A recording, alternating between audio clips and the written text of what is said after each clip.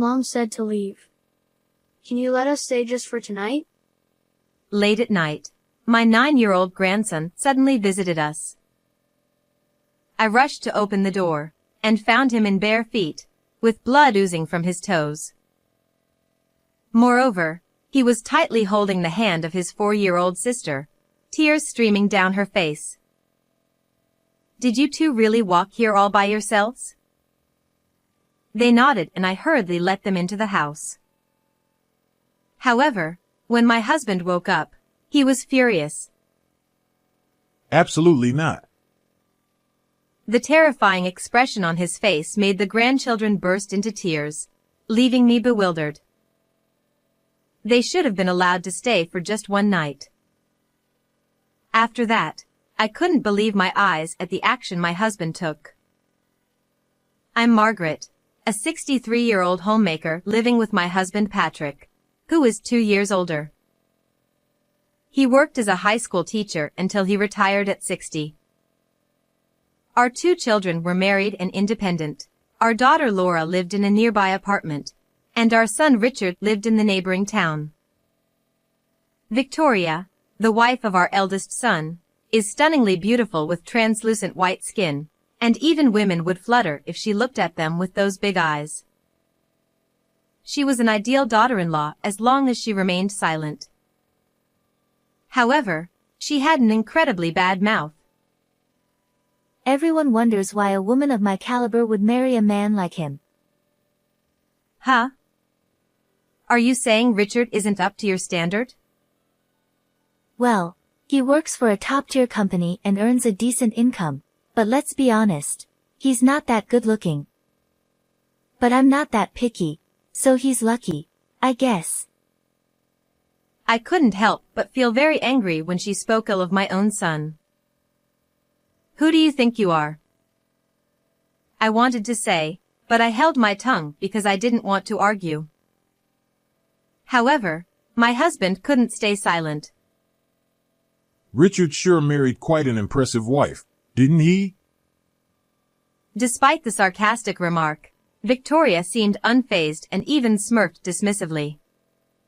Richard, in response, could only manage a wry smile. Victoria is too good for me. Seeing this, I imagined that my kind-hearted son must be facing some challenges in his marriage. However, despite their differences, they had a child together. Daniel, our first grandchild, strongly resembled his mother with a remarkably beautiful face. Personality-wise, he took after Richard, being very kind, a perfect blend of his parents' best qualities. I looked forward to Richard occasionally bringing Daniel over to our house. Victoria rarely visited, but I thought it might be the best for both of us. Then, we also welcomed a granddaughter Emily, born 5 years after Daniel. She was an adorable girl with fair skin, chubby cheeks, and round eyes. However, when I visited my son's home to celebrate her birth, Victoria disdainfully glared at the newborn. Daniel takes after me and is beautiful, but why is this one so chubby and ugly? Who does she even resemble? She's not cute at all. You're a mother, don't say such a thing. She's perfectly cute just as she is. I can say whatever I want to my own child. Are you trying to start trouble with me? Well, I won't lose to an old hag like you. As my husband heard this exchange beside me, his expression quickly changed. I could tell he was about to shout in my defense, so I hurriedly intervened. Instead, it was our son who raised his voice in anger. Victoria, enough. Mom and Dad came here to celebrate. There's a limit to how rude you can be. Oh, how unusual for you to stand up to me. Quite interesting. She glared sharply at Richard, seeming ready to strike, so I quickly relented. I'm sorry. Victoria, you've just given birth and it's a stressful time. I shouldn't have said that. I apologize. Please forgive me. Exactly. You shouldn't have said anything. You could have just sent a money gift instead of coming all the way here. Victoria's demeanor was consistently lacking in manners, but I couldn't say anything further. Because of incidents like these, we grew distant afterward.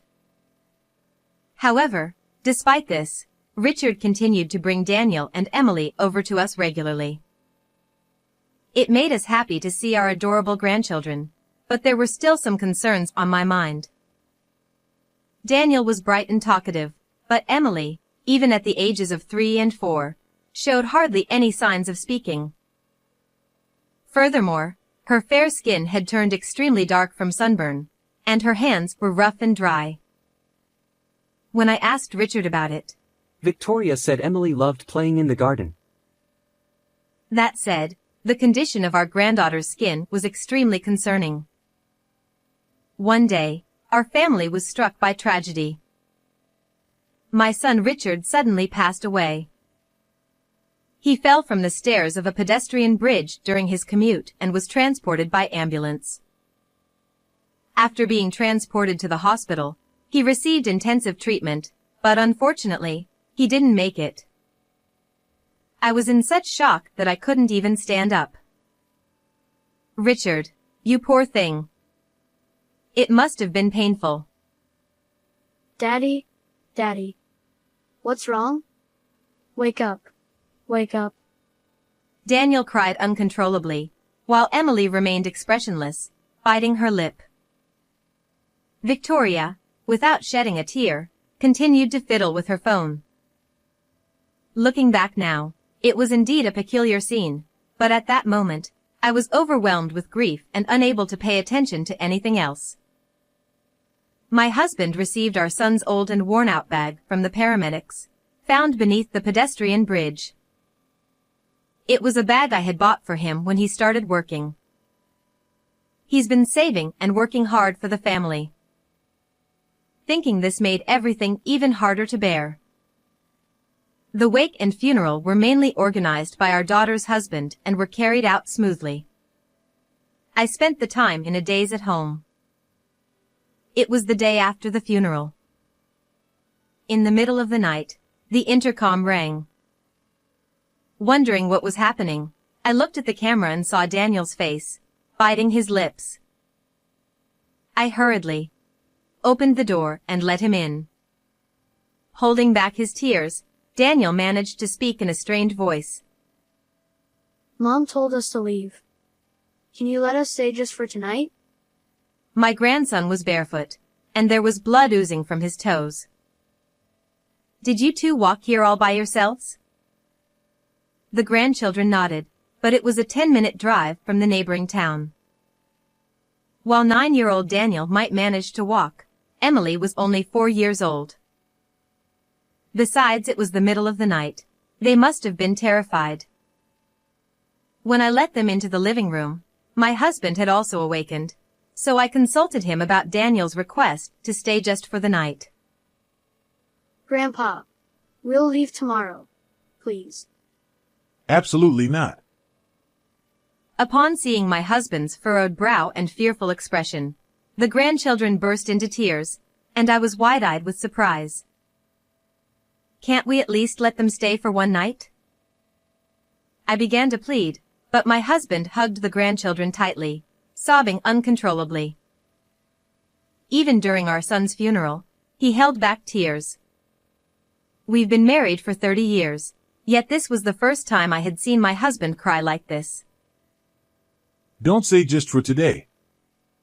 Stay here forever. Poor you. I realized his feelings with those words, and I couldn't stop crying. Later, I asked the grandchildren what had happened, and what they shared was shocking. Victoria, who was supposed to be a homemaker, was often out during the day, leaving the children at home alone. Even when she was home, she would frequently scold and roughly push Emily around for various reasons. As a result, whenever Emily cried, Victoria would shout angrily, Shut up. Be quiet. You're annoying. Over time, Emily learned to cry silently without making a sound. Daniel reportedly got scolded too when he tried to defend his younger sister because he felt sorry for Emily. While he could escape from his mother's behavior by going to school, Emily, who wasn't allowed to attend kindergarten, didn't have that option. Apparently, while her mother was around, Emily would go outside to weed the garden every day. This was her way to avoid being scolded and perhaps earn some praise from Victoria. This explains why her skin was deeply tanned and her hands were rough. Emily's inability to speak might stem from a fear of being scolded. Thinking about this filled me with a sense of helplessness. That evening, Victoria apparently told them that guests were coming and ordered them to go outside. Daniel managed to put on his shoes, but Emily couldn't make it in time and was left barefoot. Victoria quickly locked the front door behind them, so Daniel then put his shoes on Emily's feet and held her hand as they walked to our house to seek help. What a terrible thing to do. Unbelievable. I tried calling my daughter-in-law several times, but couldn't reach her. It was late at night, so I decided to sleep with my grandchildren that night. However, early in the morning, Daniel woke me up. Grandma, I'm sorry for waking you up. Emily said she saw Dad in her dream. Huh? Did she? And then? Dad told Emily to look inside the bag. I was taken aback by what he said, but looking at Daniel's serious expression, I started to wonder if there was something more to it. Then I woke up my husband and told him what Daniel had said. Still groggy, my husband was skeptical at first, but when he checked our son's bag, he exclaimed in surprise. No way. This is outrageous. I can't forgive this. Filled with anger, we decided to take action. Afterward, we quickly called our eldest daughter, Laura, who lives nearby, and asked her to come to our home to take care of the grandchildren. Meanwhile, my husband and I rushed to our son's house and rang the doorbell repeatedly, but no one answered. But we continued to ring the doorbell persistently. My daughter-in-law finally appeared in her pajamas, with the collar open and looking disheveled. Geez, so noisy. Who the hell is it? At that moment, I caught a fleeting glimpse of a young man with brown hair crossing in the back of the room, completely naked. I knew it. However, as soon as my daughter-in-law realized it was us, she widened her eyes and quickly shut the door. It's so rude of you to come here suddenly. Go home. From behind the door, my daughter-in-law shouted aggressively. We have something urgent to discuss. Please open the door. I said I can't open it right now. I reluctantly opened the door with the key I found in my son's bag, and inside, the young man from earlier exclaimed, "Oh no! Run!" He hurriedly dressed and fled from the house. At the entrance, she stood defiantly, glaring at me and my husband without a trace of remorse. What the heck are you doing here? Before anything else, are you already cheating on your husband the day after he passed away? Don't be ridiculous. Oh, he's just a gas repairman. Huh, so gas repairmen these days work without clothes on? Victoria noticed my sarcasm and clicked her tongue in annoyance. She may have a beautiful face, but her ugly character shows through in her expression. Richard is gone now, and I'm done with you both. You have no right to say anything. Just leave. At that moment, my husband, his face flushed red with anger, deliberately asked her. I can't see the grandchildren? Where are they? And with that, my husband went to check something, pretending to search around the house. Victoria seemed momentarily at a loss for words, but then she immediately started shouting angrily at me. They went to a friend's house. What's wrong with that? Stop lying. Were you not worried when a 9-year-old and a 4-year-old were gone all night? Are you even a mother? Huh. How do you know about that? They walked all the way to our house late at night. As I told this to her, who looked puzzled and astonished, she shamelessly responded with a brazen attitude. Our daughter isn't cute at all, and the son I raised lovingly rebels against me. I don't need those brats. You can take them, but give me money. I want $100,000. It's not much, right? She truly was the worst kind of woman. I felt boiling anger at the thought that my son and grandchildren had suffered because of such a woman. Too bad. You can't spend money behind bars. I've recorded our entire conversation. Huh. You're so naive. I'll be released soon enough just for being a little harsh with the children. It's not just about the children. You do realize that taking someone's life is a serious crime, don't you? And there's evidence. Actually, there was Richard's diary in the bag, and from Victoria's frequent outings, he suspected she was having an affair. On top of that, there was a report from a detective Richard had hired for investigation. According to it, indeed, his wife was cheating with a young man she had met at a pub. The same man who fled from the house. Additionally, the diary also mentioned, "I've been feeling my life is in danger." It seems Richard had experienced several incidents where he narrowly avoided accidents, such as almost being hit by a car while walking or nearly being pushed onto train tracks while on a platform. He suspected his wife was targeting him, and he had taken precautions and was preparing for divorce. That might prove my affair, but it doesn't prove I killed Richard. It's just the ramblings of old people. The police have more important things to do. Can you still say that after hearing this? As I argued with Victoria, my husband appeared holding a surveillance camera he had found. The day before Richard passed away, he had installed a surveillance camera in the living room, as noted in his diary. Upon playing the recording, there was a conversation between his wife and the young man. It went well this time. I pushed your husband hard down the stairs. Thank you. Now we'll get a hefty life insurance payout. Victoria turned pale, her lips trembling uncontrollably.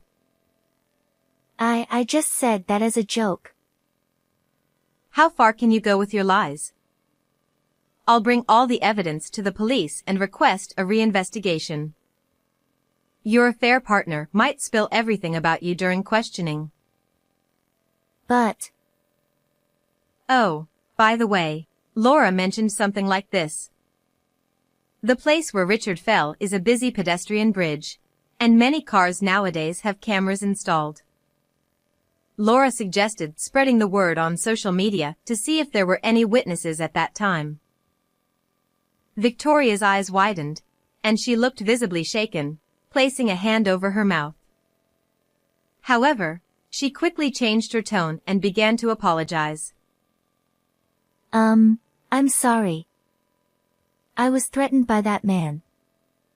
I'll give you half of the $100,000 life insurance payout if you overlook this. Excuse me? You're not the beneficiary. That can't be true. We made each other beneficiaries when we got married.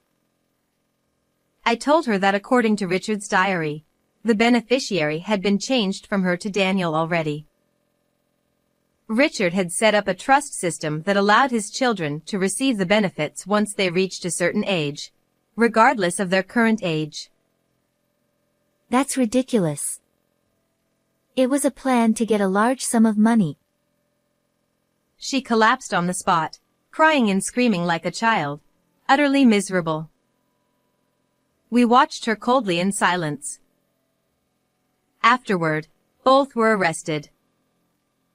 Taking someone's life is a serious crime, and they are unlikely to be free for a long time. Even if they were to leave prison, no one would want anything to do with them. Currently, my grandchildren live with me.